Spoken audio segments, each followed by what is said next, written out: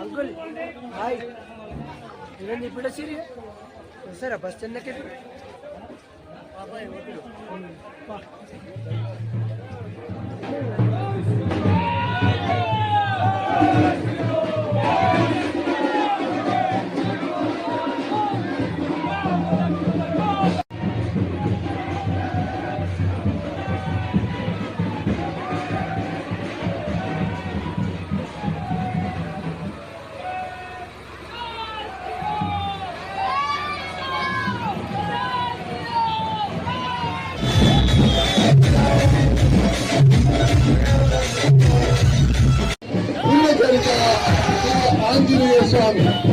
ఆంజనేయ స్వామి అనగానే గుర్తుకొచ్చేది చరిత్రలో ఒక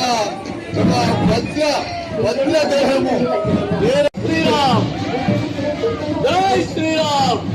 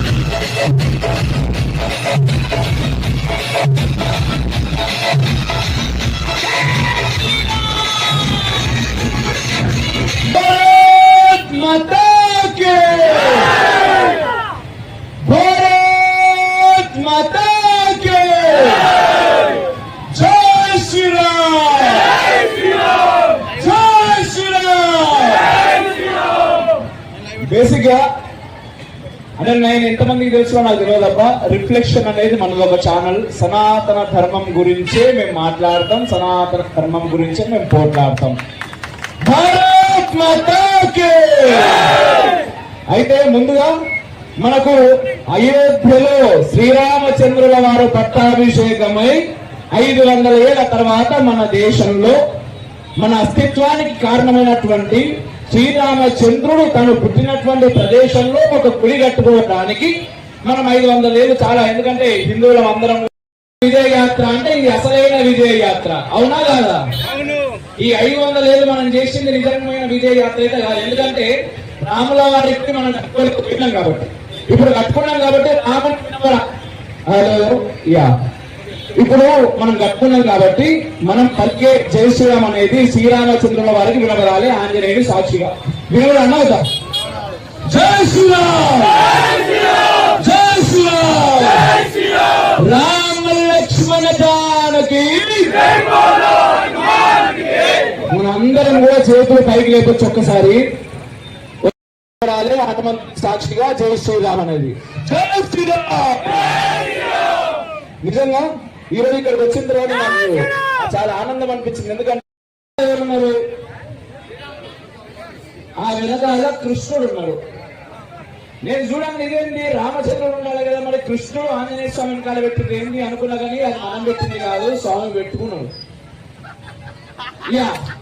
శ్రీరామచంద్ర ప్రభు ఈ స్థలం నీకు ఇచ్చేసిన అని అన్నాడు. ఇంకా మిగిలిందేది అక్కడ కాశీ మిగిలి ఉన్నది, అక్కడ మా నందీశ్వరుడు కాపలా కాస్తా ఉన్నాడు. మరి ఇలా మధురైలో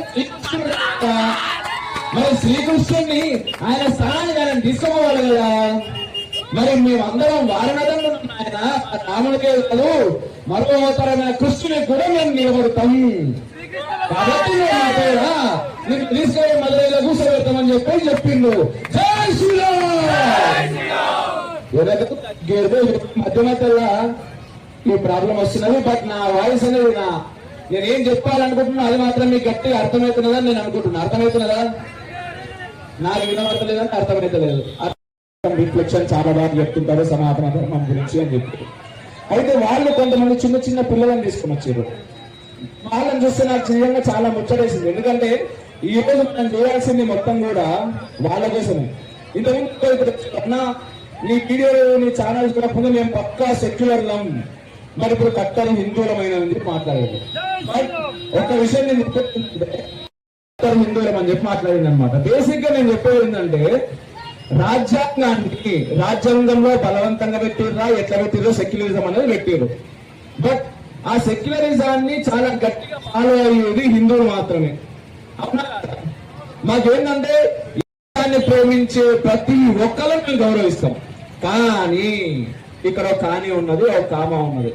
ఎవరైతే ఈ దేశంలో పుట్టి ఈ దేశంలో పెరిగి మేము ఇండియా వరల్డ్ కప్ ఉన్నో లేకపోతే ఎక్కడ పుట్టినవు నువ్వు ఈ దేశంలో పెరిగినావు మాతో పాటు తెలుగు నీ దగ్గర నీకు ఏదంటే చేస్తాం. ఈ దేశాన్ని గౌరవించు, ఈ దేశానికి అస్తిత్వమైనటువంటి రామచంద్ర ప్రభువును గౌరవించు, మేము నిన్ను గౌరవిస్తాం. ఎప్పుడైతే మరి ఈ 500 ఏళ్లలో ఇంకొన్ని చాలా కథలు జరిగినాయి. ఇప్పుడు రాముని గురించి మనం ఎంత మాట్లాడుకున్నా కూడా ఇప్పుడు ఈ రాముడు ఆన్నే పుట్టిందని చెప్పేసి ప్రూఫ్ ఏంటి అని చెప్పేసి మీకు ఎవరికైనా డౌట్లు వచ్చినాయా? అయోధ్యలో రామచంద్ర ప్రభువు పుట్టిండు అని చెప్పేసి మనం అందరం ఇది చాలా ఇంపార్టెంట్, మీరు వినాలి. పుట్టిందా అని చెప్పేసి ఒకటి మాట్లాడతాడు. అసలు అయోధ్యలో పుట్టిన దానికి ప్రూఫ్ ఏంటిది అని ఇంకోటి అడుగుతాడు. కొంతమంది ఏంటంటే డైరెక్ట్ అక్కడ పుట్టలేదు అని చెప్పేసి ప్రూఫ్స్ కోర్టులో సబ్మిట్ చేస్తారు. ఇంకోటి అంటారు ఇంకొంచెం ముందుకు వచ్చి అసలు రాముడు దేవుడా కాదనే దేవుడు అయితే చెప్తున్నాడు అంటున్నాడు. ఇప్పుడు రాముడు దేవుడా కాదని అడిగిన వాళ్ళకు ఇంకో డౌట్ కూడా వచ్చిందేమో అని చెప్పి నాకు అనిపిస్తుంది. ఇప్పుడు చిన్నప్పుడు హాస్పిటల్లో పడతాం మనం దాదాపుగా మనం ఇప్పుడు నన్ను అడిగినామా? మనం అడిగాం అట్లా. ఎందుకంటే మీ పైన మాకు గౌరవం ఉన్నది, మీ నాన్న నేను చెప్పేసి నాకు నమ్మకం ఉన్నది, మీకున్నా లేకున్నా. కాబట్టి మేము అటువంటి ప్రూఫ్స్ అడగం. రామచంద్రుడు ఈ దేవుడు అని చెప్పేసి భారతదేశ అస్తిత్వం అని చెప్పేసి మనం చెప్పుడు కాదు, భరత జాతి చెప్తున్నది, భారతదేశ చరిత్ర. రాముడు మా దేవుడు, మీ దేవుడు మేము గౌరవిస్తున్నాం. మీరు ఏమైనా చేసుకోరబ్బా, ఈ దేశాన్ని గౌరవించుర్రి, అంతకు మించి మేమేం కోరుకోం. మేము ఎవరైతే దేవుళ్ళని మొక్కుతామో మీరు మొక్కకున్నా సరే కానీ వచ్చి డౌట్లు అడిగితే మాకు మీ పైన డౌట్లు వస్తాయి. ఆ డౌట్లు మీరు మళ్ళీ క్లియర్ చేసి చాలా కష్టమవుతుంది. అంతేనా కదా? తమ్ముళ్ళు ఇక్కడ చాలా మంది ఉన్నారు, విన్నారా లేదా? ఇది విన్నారా? బరాబర్ అర్థమైందా ముచ్చట? జై శ్రీరామ్! ఇది కావాలి, ఈ జనగాం మొత్తం వినవడాలి. ఎవరికి ఎటువంటి డౌట్ రావుతున్నా, ముఖ్యంగా జనగాంలో ఫస్ట్ జై శ్రీరామ్, హరే భారత్ మాతా కీ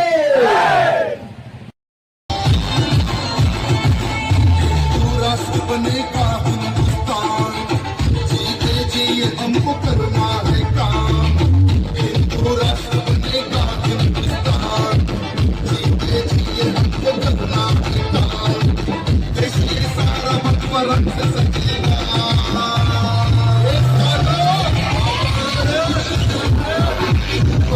बाप रहेगा, बाप रहेगा, बाप रहेगा। से करो